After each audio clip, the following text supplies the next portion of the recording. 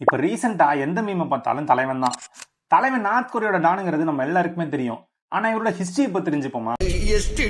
வரலாறு தானே. 1948ல தான் நார்த் கொரியா ஃபார்ம் ஆகுது. தலைவனோட தாத்தா கிம் இல் சங் தான் ரூல் பண்ண ஸ்டார்ட் பண்றாரு. 94ல இவர் இறந்ததுக்கு அப்புறம் நம்ம தலைவனோட அப்பா கிம் ஜாங் இல் ரூல் பண்ண ஆரம்பிக்கிறாரு.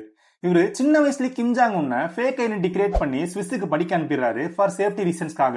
2011ல இவர் இறந்ததுக்கு அப்புறம் நம்ம கிம் ஜாங் உன் திரும்ப நார்த் கொரியாவுக்கு வராரு. 27 வயசு தான் ஆகுது, பொலிட்டிக்கல் எக்ஸ்பீரியன்ஸே இல்ல, இவன் எங்க ரூல் பண்ண போறான் அப்படின்னு எல்லாருமே சொல்லிட்டு இருக்கப்பதான் இவரோட மாஸ்டர் ஸ்ட்ரோக்கே ஆரம்பிக்குது. இவருக்கு பிடிக்காத ஆள் யாரா இருந்தாலும் இவரு எய்தர் டிஸ்மிஸ் பண்ணிடுறாரு, இல்ல அரெஸ்ட் பண்ணி ஜெயில போட்டுறாரு, இல்ல கொண்டுறாரு. இதுவே பிடிச்ச பீப்புளுக்கு எக்ஸ்பீரியன்ஸே இல்லைன்னா கூட அவங்களை கவர்மெண்ட்ல சேர்த்துக்காரு. இந்த கண்ட்ரியோட ரூல்ஸ் எல்லாம் கேட்டா ரொம்பவே வித்தியாசமா இருக்கும். இங்க எலெக்ஷன் நடக்கும், ஆனா அந்த ஒரு பார்ட்டி மட்டும் தான் பார்ட்டிசிபேட் பண்ணுவாங்க.